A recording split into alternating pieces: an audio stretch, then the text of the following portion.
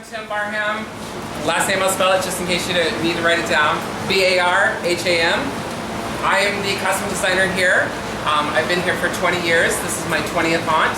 I'm very excited to say that. I have never missed a night of haunt in all 20 years that I've been here. And I've never missed a night of laundry. It's not a real thing to be proud of, but it's something that obviously in wardrobe we do. As you can see, we have tons and tons of costumes here. We have 1,000 monsters out there. We're responsible for getting them in and out of costume and makeup and making it through the night. We have a very limited amount of time to make that happen, so we've come up with an amazing system here. I'll talk about that system because it's something that we used to not have here. When we started out, when I first started 20 years ago, everything was by name. So every monster that came in, they had their name on their costume, which was great, except when we'd have families that had 5 or 6 brothers working here, and you'd have to go, what's your name? Okay, and go find their name, and then you come back, what's your name? Go back and find. So we were like, this is slowing down. As we started growing and growing, it was taking too long to get people in and out of costume at the beginning of the day and at the end of the night. So we had to figure out a system to speed that up. So if you look down here, everything has a code. Every costume piece has a label that actually has a number on it. It is their talent number. The code is based on the location of the maze. The talent is where they stand in the maze to scare. So you guys just got done having a tour, seeing how they lined up the talent and said, okay, everybody 1 through 40, get in the line. Those numbers represent where they're standing to scare, which then tells me what costume I'm designing. As you kind of walk through, there are 3 kinds of scares that you guys are kind of watching. You have a scare that is a blend-in scare where the talent looks like the wall, therefore the costume needs to match the wall. So we have blend-in, we have pop-out where somebody jumps around the corner so we don't necessarily have to match anything that's going on. All of those numbers represent what kind of costume I have to design. Therefore, representing all the costumes to be able to hand out. So for us to get all 1,000 people in and out, we can do it in 2 hours with this new system. It didn't just happen overnight, guys. It was a couple of years of stumbling and actually crashing and burning and realizing this isn't working, we have to get better and figure out another way. We then started color coding. I love our talent, but sometimes reading is not their specialty. They like to scare. So we color coded it and we say, go find purple and stand there, we'll get you your costume. So they literally will come in here, it's so cute, you can tell it's a new talent because they're looking purple. And they're all excited because they found purple. It's easier for them to find their location and identify it. So that is what you're looking at. Every monster that we deal with, they have at least 4 to 5 pieces. So you have at least a pants, a shirt, and some kind of jacket, vest, cloak, and then a mask or makeup.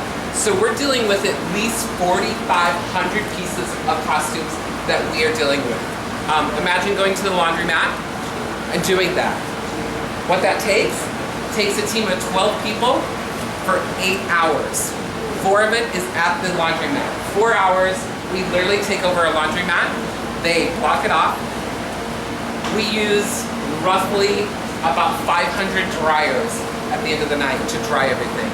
Then we come back here and we have those 12 employees, we group them in teams of 3, and we have 2 people who put stuff on a hanger, and we have 2 people that actually physically call out the number and put it on the rack. For the next 4 hours, that's all we do. I know y'all do laundry. How many loads you do? Probably like 2 a week, max. Maybe more? Okay, maybe more. Do you do this many? No way. It's a crazy amount of laundry that we're responsible for. It's a crazy amount of quantity of monsters that you're getting out there to see. What the other thing that we have to do is obviously look at the design aspect. That was all the function side. Now let's talk about the design side. For us, we started last year at home. We looked at some of the costumes that were working, some of the stuff that wasn't working, and we said, what can we do to be better? We also worked with the designers and said, what's going away, what's coming back new, what do we need to fill in? Because one of the things that's really exciting at Knott is we don't have just one type of event, we have a huge overall event. You're not going to just get one scare, you're going to get multiple levels of scare. You're going to get different styles and different silhouettes. We want to make sure that you're getting a full, well-rounded experience. So we also look, do we have enough gore? Do we have enough fantasy? Do we have enough period? We want to look and make sure that our palette is getting full on all levels. So We started that last year.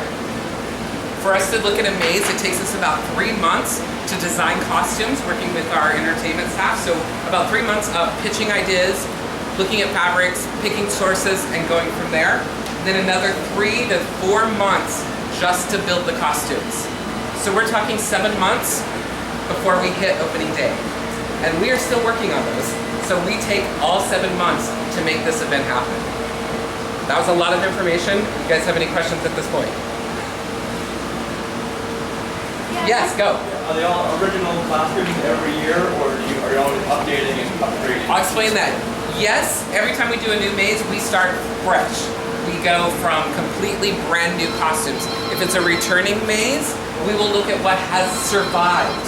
A lot of times by the end of Haunt, it's not surviving and it's not happening. Hold on. Warehouse Keith, this is Tim. Use anything else? I'm in the middle of a presentation. Okay, bye. All right, bye. Sorry. So, if something hasn't survived, we'll update it. One of the few things for some of you who are familiar with Doll Factory, that ran 6 years for us. Every 3 years, we pretty much have to start over. The costume just literally disintegrates. So that was one of the only mazes that we literally took the same design and did it exactly as is. It was one of those things where they were like, we want to run it another 3 years. And I'm like, the costumes are not going to survive. Like, I have to start over. So it was a repeat maze, but it was a brand new maze. So we have to look at that. But every time it's new, we start from the ground up. There isn't a catalog where I can open it and go, oh, I'd like 12 of these zombies.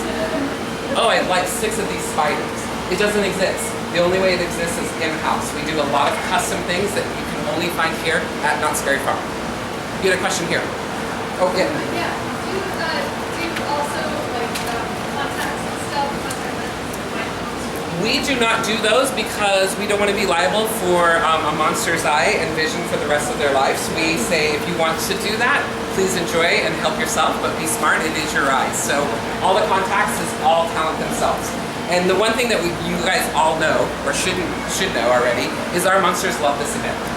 They eat and drink this for 365 days. They've been thinking about what they can do. I get calls probably all day long, all night long, all weekend long. Tim, I have this really great idea for a costume. Can I do it? I'm like, let's talk about that. Or I'm like, oh my God, it's an amazing idea. I wish I would have thought of it. Yes, do it. So we're really free with our monsters. If it fits and makes sense, I say go for it. If you've got 500 hours to put into one costume, thank God I don't have it. I don't have 500 hours, so I say knock yourself out. Build that costume. Make it amazing. Any other questions? Do you actually build all of the costumes here, or do you send them out? Oh, I wish I could send them out. No, we have a team that works here. I'm very fortunate. I have an amazing staff. There are 24 people that work under me that we have, most of them are year-round. Some of my staff have been with me for 22 years. This is what they do. They love it. They've been here a very long time. They're very talented. I have a large range from craft people who do foam and fabric and do non-sewing items, and to just people who set and love to sew and can build a pair of pants in 3 hours. So I'm very fortunate in the fact that I have an amazing team under me to make our costumes. Do you oversee the costumes cohesiveness with the entire maze? Say it again? Are you the one who oversees the costumes cohesiveness with the entire maze? Correct. Or maze designers like help you out with that? Yeah, part of my responsibility also for Haunt is actually to walk the maze and do basically what I would call a quality check and assurance of what's going on out there. Again, as much as I love our monsters, they like to play. And they're like, oh, I saw this really cool thing. And I'm like, well, yeah, it's cool. Does it belong in Ghost Town? Why do you got a big bat wing thing that doesn't make any sense in Ghost Town? Or my clowns, why aren't you wearing a clown costume? So I do a spot check. One of the favorite things for the monsters is to know that they like to scare me. I scare easy. I'm an easy target. They love it. They come after me. They enjoy at the end of the night to say, I got you, Tim. And I'm like, yeah, the wind got me. You didn't work that hard. I scare easy. But they love to come after me. So I have to walk every maze, every night to make sure that the quality's staying there and that the people are doing the right thing in the right spot. Any other questions you guys have? What kind of material is mostly used for these costumes? We use all kinds of material. One of the things that we look at is something that will be durable. I do use to find fabrics that will last. A lot of denim works for us. We do use a lot of denim. We use a lot of polyester poplin. We call it Visa is what its technical term is, but it's just polyester. It doesn't break down. We do use a lot of cottons. I use anything that's going to be durable. I'm very fortunate. We have the garment district downtown in LA, and I get to just go shopping. I bring lots of money, and I just go down there and I look for fabrics, and I literally do stress tests. I grab the fabric and I pull as hard as I can, and I take it and I rub it. I see how long it's going to last. Because as you know, our sliders are out there sliding, there's our monsters that are rubbing against walls. We're doing everything to make sure that that garment lasts. We will also do a lot of double stitching. Inseams, crotch seams, things that like to tend to blow during the night, we will double stitch it so it will reinforce it. We will also put patches where we know that things are going to break down. Obviously knees start to break down, elbows will break down. Back of shoulders, which was a thing that I'd never experienced until I worked on. Back of shoulders were all breaking down. I'm like, what are they doing? Well, they're going through the maze, touching the walls so they don't touch the gas. So they're trying to stay away from the gas, so they're rubbing along the wall. So the back of the costumes were breaking down. I'm like, oh, well, of course that makes sense. So now we reinforce the back of the costumes. One of those places where you wouldn't know unless you worked a haunt. Any other questions? Your own prosthetics? Say that again? You sculpt your own prosthetics there? Yes, Bill Meyer, who you're going to talk to next, which is on the makeup side of that, we do a lot of custom pieces here, and he'll go over a lot of those pieces. We do a lot of in-house sculpt. We even sculpt masks. So we will actually, instead of all of our foam prosthetics, we will actually do a slip on a latex leather. We'll also use different products to make our mask so that we have custom pieces. One of those is Tooth Fairy. It is a custom piece that you can only find here at Not Scary Farm. What about shoes? Shoes. Talent all use their own shoes. There's no way I could do 1,000 shoes. Everybody has their own. We just basically encourage them to wear something smart, dark, and something you can wear for 8 hours. All right, that's my portion.